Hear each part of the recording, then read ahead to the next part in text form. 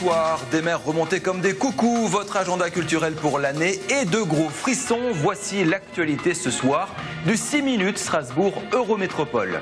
Un peu plus et on les verrait presque manifester blason alsacien sur le cœur. Les maires du Bas-Rhin se sont réunis ce matin au Palais des Congrès de Strasbourg pour leur université de rentrée.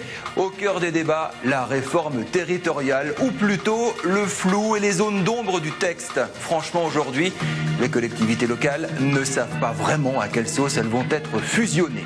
Le projet du gouvernement d'organiser un ménage à trois entre l'Alsace, la Lorraine et la Champagne-Ardenne suscite guère d'enthousiasme, et c'est peu de le dire. Un élu du Conseil général du Bas-Rhin a même comparé la réforme à l'émission Tournée Manège. Tiens, bizarrement, ce coup-ci, le Conseil unique d'Alsace est vu comme le seul moyen de préserver l'honneur des collectivités, avec Strasbourg comme capitale, bien entendu.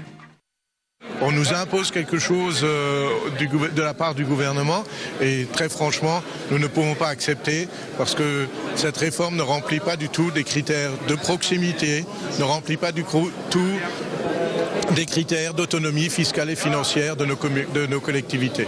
Vous vous souvenez qu'à l'occasion du référendum pour la collectivité unique, un certain nombre de gens critiquaient le fait que Strasbourg puisse être la capitale régionale et envisager de déshabiller partiellement Strasbourg au profit d'une autre ville, grande ville, Colmar. Et là, il semblerait que l'unanimité se fasse. Je vois qu'en quelques mois, la conversion a été la bonne, mais elle a été très rapide. Je crois que le gouvernement ne sait plus où il habite actuellement sur ce sujet. Les évolutions se font au rythme des spasmes intérieurs du Parti socialiste. Et je crois qu'on veut détruire une région comme notre région en la regroupant, en la diluant dans un très vaste ensemble, sans projet, sans réflexion.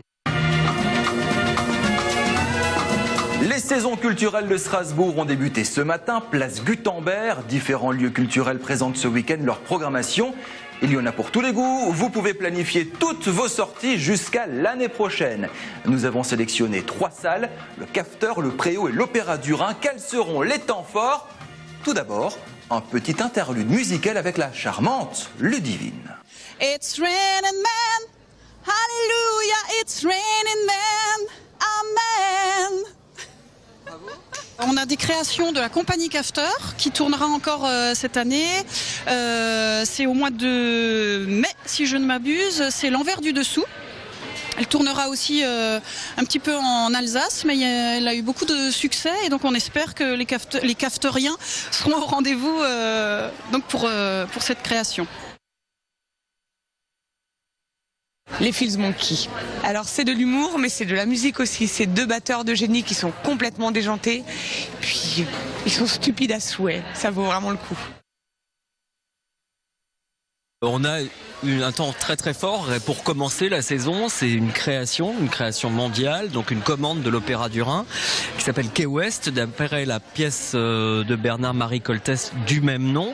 Et ça c'est à la fin septembre, voilà. Donc c'est pour montrer que l'opéra c'est toujours un genre absolument vivant et qu'on continue à composer et à créer pour cet opéra.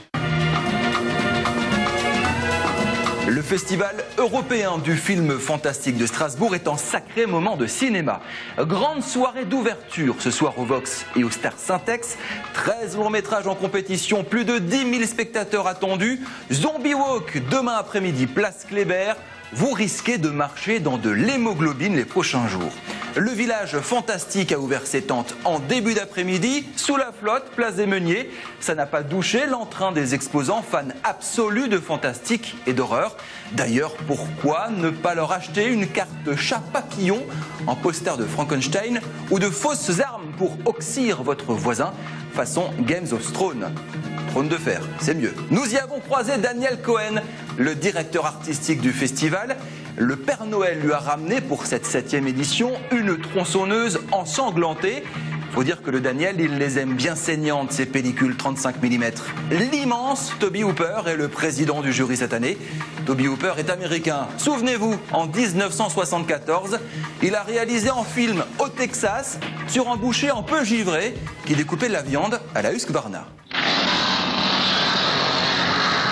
très heureux d'avoir Toby Hooper, qui est un des grands maîtres du cinéma d'horreur et qui va venir présenter à Strasbourg son chef-d'œuvre Massacre à la tronçonneuse, qui fête ses 40 ans cette année. Donc on va montrer le film en version remasterisée. Il est venu de Los Angeles exprès pour être président du jury à Strasbourg, et donc on est très honoré qu'il ait accepté notre invitation.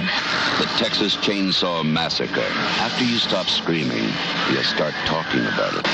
On est avec des mordus de cinéma, des mordus de bon cinéma et de cinéma de genre, des cinéphiles, mais pas que, parce que justement notre programmation est très large et le fantastique justement a cette faculté. C'est pas des films hyper commerciaux, en tout cas ceux qu'on a choisis, donc des blockbusters un peu vides de sens. C'est pas des films d'art et essai chiants non plus. On est dans du bon cinéma bien trempé. Il y a des thrillers, il y a des polars, il y a des films légèrement fantastiques, il y a des ovnis cinématographiques, il y a des choses justement pour des gens qui aiment le cinéma et qui des fois parfois pensent qu'ils aiment pas le fantastique, mais en fait c'est parce que ils voient pas vraiment ce que c'est, ou ils ont peut-être une image un petit peu caricaturale de ce qu'est le fantastique.